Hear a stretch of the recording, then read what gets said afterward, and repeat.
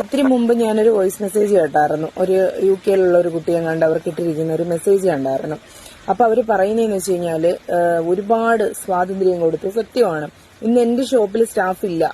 കാര്യം എന്തെന്നറിയാമോ? ഞാൻ എത്ര സ്റ്റാഫിനെ നിർത്തിയ ഒരു ഷോപ്പാണെന്നറിയാമോ? ഇന്ന് ഞാനാണ് എന്റെ ഷോപ്പിൽ നിൽക്കുന്നത്. നമ്മുടെ കുഞ്ഞിനെ നമ്മൾ നോക്കിയാലേ പറ്റത്തുള്ളൂ. കാര്യം നമുക്ക് വന്നവരെല്ലാം ചിലതുള്ളവർ ആത്മാർത്ഥതയുള്ളവർ കാണും. പക്ഷെ നന്ദി എന്ന് പറയുന്ന ഒരു സാധനം വേണം കേട്ടോ.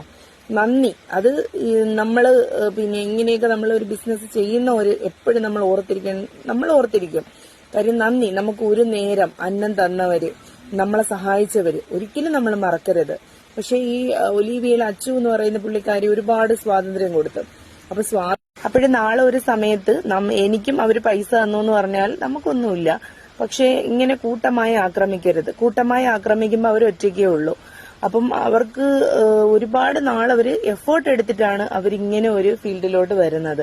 അവര് പിന്നെ എന്തോ ആയിക്കോട്ടെ, അവരിനി കുർത്തി കൊടുക്കുന്നത് അവരുടെ വീട് വലുതാക്കാനാണോ, അവർക്ക് വണ്ടി എടുക്കാനാണോ?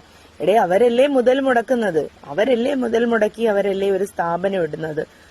അപ്പൊ നിങ്ങൾ ആരെങ്കിലും കൊണ്ട് ചെന്ന് ഷെയർ ഇട്ട് കൊടുത്തിട്ടുണ്ടോ? ഈ പറയുന്നവരാരെങ്കിലും ഷെയർ ഇട്ട് കൊടുത്തിട്ടുണ്ടോ? ഇല്ലല്ലോ. അവര് കഷ്ടപ്പെട്ട് അവരുടെ ചിലപ്പം എന്തെങ്കിലും രീതിയിൽ അവർ ചെയ്ത് സെറ്റ് ചെയ്ത് ആയിരിക്കും അവർ ആദ്യമേ ആ സ്ഥാപനം തുടങ്ങിയിട്ടുള്ളത്.